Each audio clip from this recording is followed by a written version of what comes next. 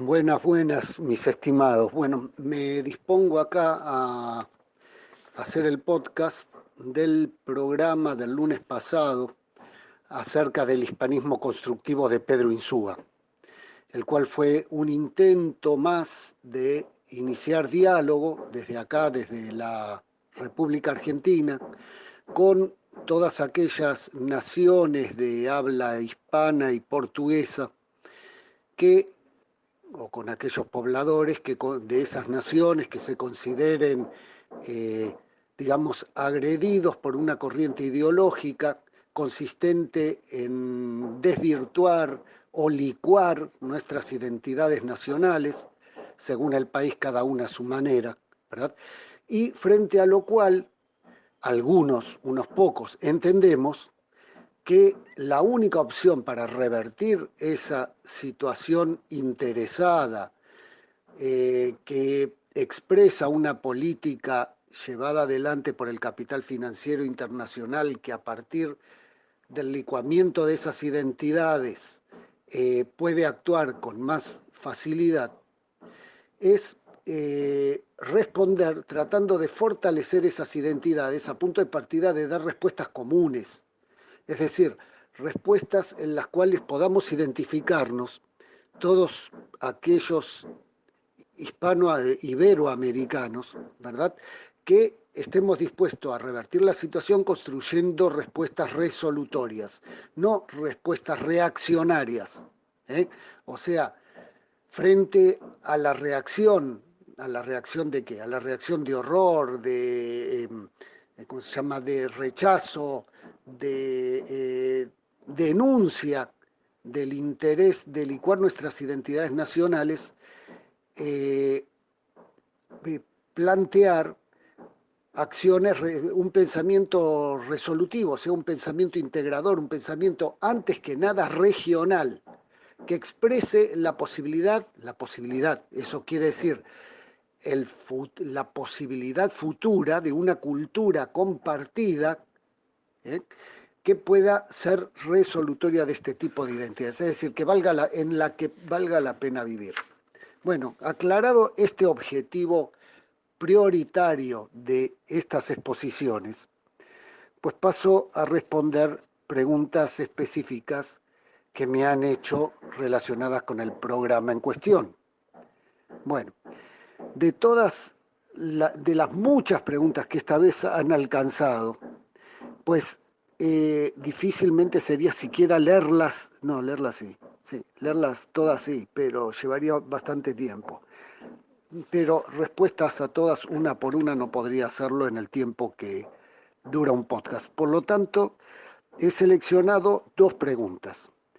Una, por ser una pregunta muy bien planteada, correspondiente a la Fundación Horacio Ducharne. Y otra, por ser una pregunta bastante representativa de otras, formulada por Fernando N.P. Entonces, paso a leer las dos preguntas. Fundación Horacio Ducharne dice, interesante exposición, doctor Cole, pero para mantener 100 millones de personas se refiere a que la América precolombina, al momento de la llegada de los españoles, estaba habitada por 100 millones de personas según los cálculos de Bora y Cook, ¿verdad? Para mantener 100 millones de personas se necesita una organización considerable con recursos, orden político, sistematización de la vida de cada uno, una planificación bárbara, una economía pujante. Ni Egipto, ni Persia, ni el Imperio Romano llegaron a tener ese nivel de población. Tal vez la India y la China sí la tuvieran, pero en ese caso estaríamos hablando de sociedades muy, pero muy sofisticadas. Una civilización con dominio de fuentes de alimentación, industria textil, sistema de salud. Con todo y el progreso de incas, mayas y aztecas, no parece que hayan tenido ese nivel todavía. Inclusive no habían entrado en la edad del hierro. O lo habían tenido, pero ya lo habían perdido cuando llegaron, pero, y acá viene la pregunta, o lo habían tenido, pero ya lo habían perdido cuando llegaron los españoles. Difícil que haya habido 100 millones de habitantes dispersos por todo el continente americano viviendo de la caza y de la pesca. Eso no da para que vivan tantos. Bien. La segunda pregunta, correspondiente a Fernando NP, dice: si su opinión se basa en datos que no se pueden contrastar, es difícil de que acierte. ¿Quién le ha dicho que el 98% de la población desapareció? 97 dije, como máximo, entre 80 y 97%. Bueno, pero él pone 98. ¿Quién le ha dicho que el 98% de la población desapareció y dónde están las pruebas? Los cadáveres de 100 millones de personas según esta teoría. Las estimaciones demográficas deben hacerse en función de la cantidad de cultivos que podía haber. Muy pocas zonas en América tenían una agricultura importante que pudiese alimentar a millones de personas. No creo que hubiese más de 10 a 14 millones. En España teníamos unos 9 millones con una agricultura bastante más moderna, utilizando herramientas eficientes de metal y animales que aumentaba la producción. Bueno, partamos de la pregunta, del planteo pregunta de la Fundación Horacio Ducharme. El planteo que hace es un planteo con una lógica implacable. O sea, tiene razón en casi todo lo que dice. Prácticamente si uno sigue el argumento paso a paso, y de hecho intentaré responder en la misma dimensión en que la pregunta fue formulada. Si no me sale, no me culpen, pero bueno. En fin, es una pregunta muy bien planteada. Bueno, entonces vamos a ver. Acá esta pregunta lo que tiene, el punto donde le pifia es al final, cuando dice: difícil que haya 100 millones dispersos por todo el continente americano viviendo de la caza y la pesca. Claro, sería imposible. Calculando por población nómade, es decir, que vive de la caza y de la pesca, pues habría menos de 10 millones. Menos. Esos cálculos están hechos. Por diversas razones que no me voy a poner a exponer, pero básicamente el radio que utiliza la población nómade son grupos muy chicos que utilizan radios muy grandes de desplazamiento, que no los comparten con otros grupos, etcétera, etcétera. En total, menos de 10 millones. El tema acá es que la población no vivía de la caza y de la pesca, la inmensa mayoría. No, señor. Acá hay un problema serio, que es justamente que nos han inculcado que últimamente producto de estas corrientes ideológicas que mencioné al principio, que intentan, es decir, de las corrientes progresistas impulsadas por el capital financiero internacional, que intentan vaciar de sentido a nuestras culturas. Entonces hacen creer, con todos los medios a su disposición, que acá habitaban una manga de desesperados que andaban corriendo por todo el continente, comiéndose al que veían porque eran brutos y no podían sostener otra, no podían llegar más allá de eso. Bueno, eso es un mito destructivo de lo que había en América. No habían, ¿cómo se llama? Difícil que hayan 100 millones dispersos por todo el continente americano viviendo de la caza y la pesca. No, había grandes culturas. Grandes, importantísimas culturas. Y eso fue lo que logró llevar, ¿cómo se llama?, sostener 100 millones de habitantes, no dispersos por todo el continente, sino organizados culturalmente para dar respuesta a sus necesidades, y que no practicaban simplemente la caza, la pesca y la recolección. La caza no, porque no había que cazar. No había grandes animales en el continente americano prácticamente. Estaban los camélidos andinos, y que son animales medianos, no grandes animales, y punto. No había grandes animales en América. Estaban extintos. Bien, pero al margen de eso, lógicamente, para la población, que por etapas, y esto sí, una parte mucho mayor de la población vivía en pequeñas comunidades agrarias, o dicho más formalmente, comunidades agrarias elementales, esa población vivía del cultivo extensivo, es decir, tenía una superficie, la cultivaba y vivía de lo que producía.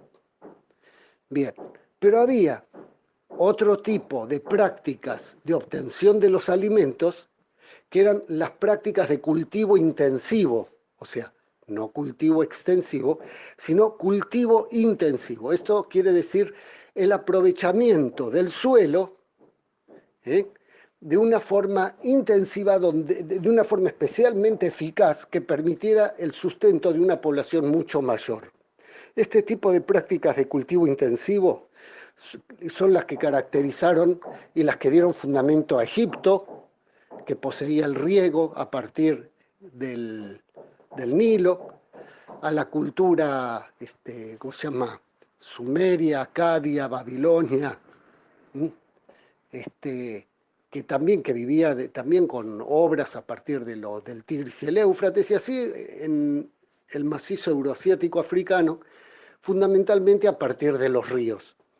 En América existieron diversos sistemas se llama de cultivo intensivo. Si uno se acerca a la cordillera o mira algunas fotos o sabe, porque estudió en la primaria, que existen sistemas de riego, sistemas de terrazas, sistemas de canales integrados, entonces se va a encontrar con, va a haber la patencia, el testimonio, ¿cómo se llama?, de la existencia de una cultura que tuvo medios de cultivo intensivos, que además se acompañaron de silos donde guardaban temporalmente los granos para las épocas en que no dispusieran de alimentos, y que implicaban toda una cantidad de prácticas culturales agregadas, como cuáles. Y si uno acumula la comida en silos, pues tiene que tener conservantes. Además, tiene que tener un sistema de distribución de ese excedente de producción. Además, tiene que tener el cuidado de que no se lo roben. Tiene que tener también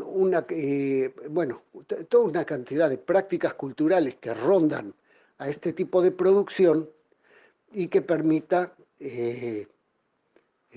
sostenerlo para poblaciones que son más grandes todavía. Bueno, lo que dio lugar a que pudiese haber 100 millones de habitantes en América es justamente las prácticas de cultivo intensivo. Llámese en la región andina, lo que acabo de mencionar, que no solamente lo tenían los incas, desde las culturas más antiguas, desde Chavín, prácticamente se empieza a generar todo este sistema tecnológico que las sucesivas culturas fueron perfeccionando hasta llegar a la Inca, que gozaba del máximo, de las máximas posibilidades tecnológicas que había arrojado todas esas culturas que la precedieron, y que fue lo que concretamente se encontraron los españoles en esa región. Ahora bien, si vamos al caso de los aztecas, pues la chinampa era el sistema de producción intensivo. O sea, formas de cultivo sobre agua, ustedes, digamos, ya este licuamiento cultural ha permitido olvidar, o nos ha hecho olvidar, que la Ciudad de México Tenochtitlan, era una ciudad muy grande, muy grande, mucho más grande que la mayor ciudad de Europa, que era París, y según datos que presenta Alejo Carpentier en diferentes oportunidades, porque los repetía, ¿verdad? Dentro de su obra pueden encontrarlo, bueno, tanto en escritos como en videos, etc. Mientras que París, la ciudad más grande de Europa, tenía 13 kilómetros cuadrados, la ciudad de México, Tenochtitlán, tenía 100 kilómetros cuadrados. Y no solo eso, además encima del agua.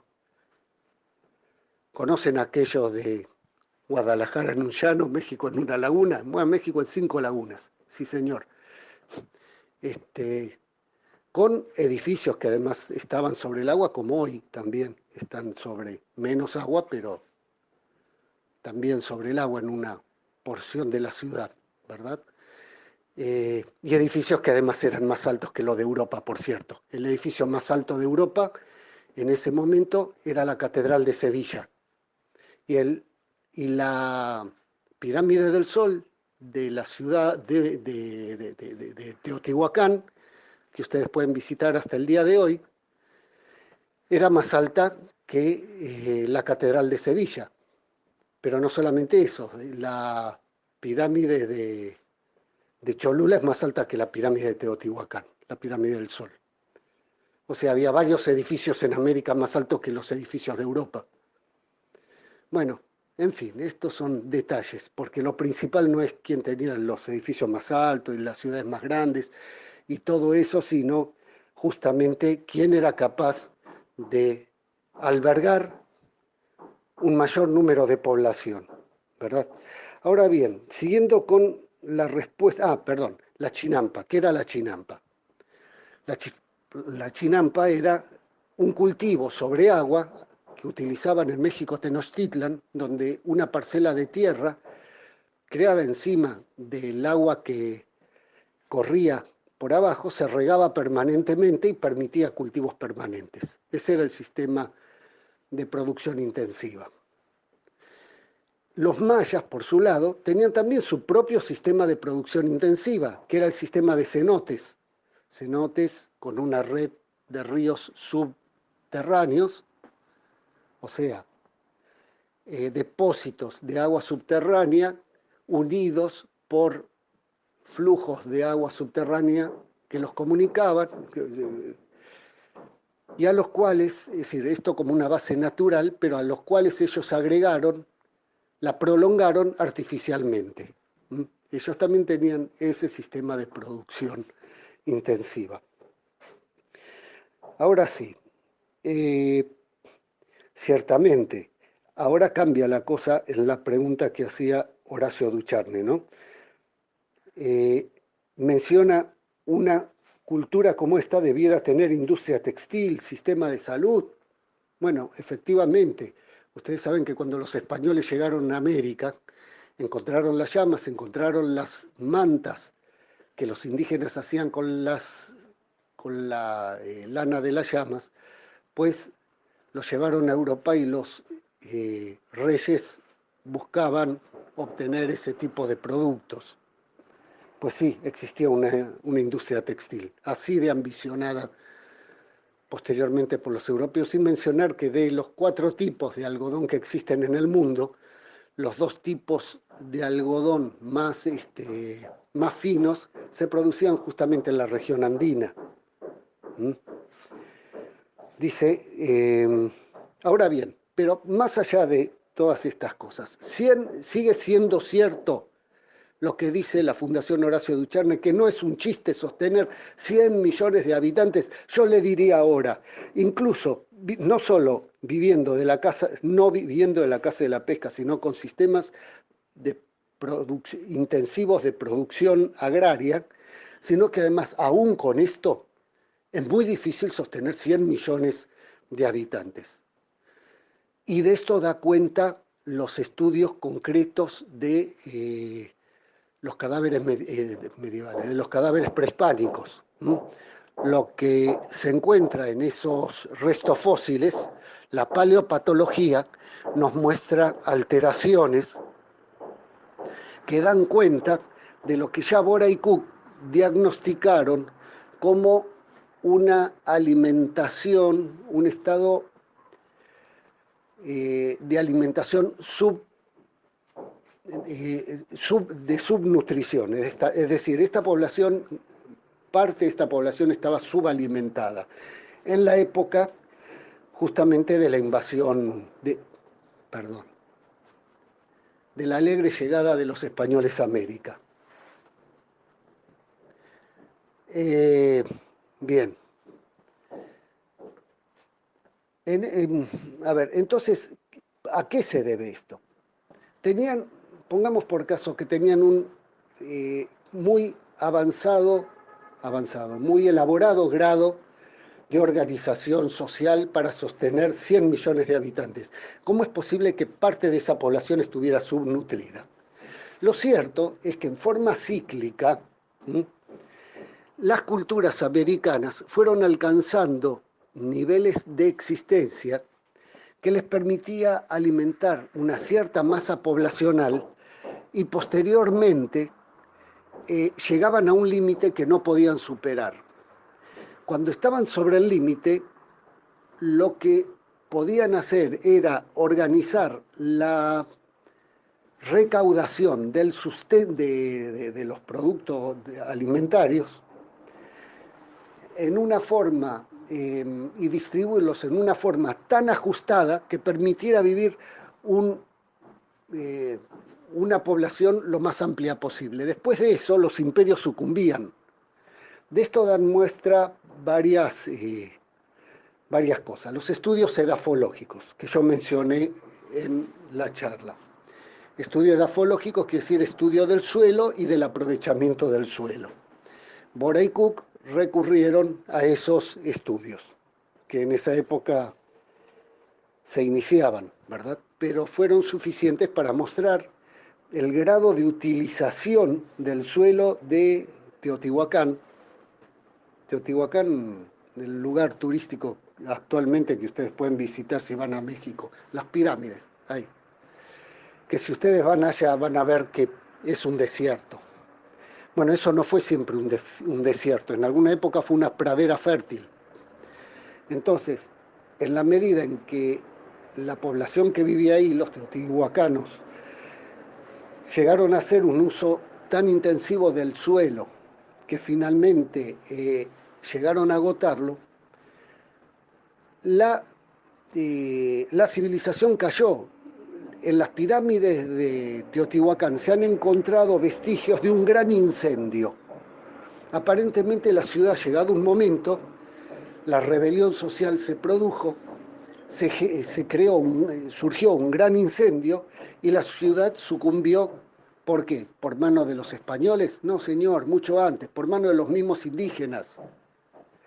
Como los indígenas destruían sus ciudades, sí, Tula, Teotihuacán, México, Tenochtitlan, fueron todas, recibieron las consecuencias de esta situación de poder sostener una población hasta cierto punto y después sucumbir.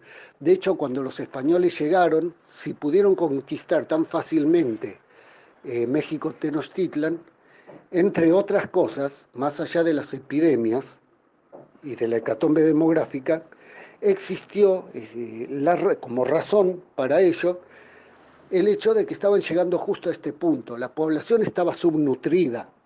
Los medios de producción ya no alcanzaban para sostener a toda esta población. Y los intentos para que no cayera esa civilización, pues habían sido muy grandes. Entre otras cosas, y ojo con esto, porque esto no lo mencionó Horacio Ducharne, la Fundación Horacio Ducharne, es que contaban con un sistema de tributos muy ajustado, porque si ustedes se fijan, ¿cómo se hace para distribuir el producto de una población de tal manera de poder alimentar a una población mucho más grande que tenga ejércitos, que tenga sacerdotes, que tengan castas no productivas? Bueno, la distribución tiene que ser verdaderamente muy ajustada. Entonces existía un sistema de tributos, tanto en México como en la región andina, existían sistemas de tributos muy precisos. Ah, pero ¿cómo? ¿Y cómo lo consignaban si no tenían escritura? No, señor, sí que tenían escritura. Esto es otro cuento que nos han, con el que nos bombardean. Claro que tenían escritura. No tenían una escritura abstracta como la que había heredado España de los fenicios, o los griegos habían heredado de los fenicios, porque ellos tampoco crearon la escritura, ellos la recibieron. O sea, solamente en un lugar en el mundo se creó la escritura abstracta de que dispone ahora toda la humanidad, que fue en Ugarit, en la ciudad de Ugarit. entre el año 1400 y 1200 antes de Cristo. Y de ahí se heredó como patrimonio para toda la humanidad. Acá todavía no había llegado y llegó por vía de los españoles. Bien, hasta ese momento se contaba con escrituras ideográficas que permitía consignar todo este tipo de, ¿cómo se llama?, de recuentos, de tributo, todo este tipo de recuentos tributarios que se necesitaba para distribuir el producto social entre todas las castas, las improductivas también. Bien.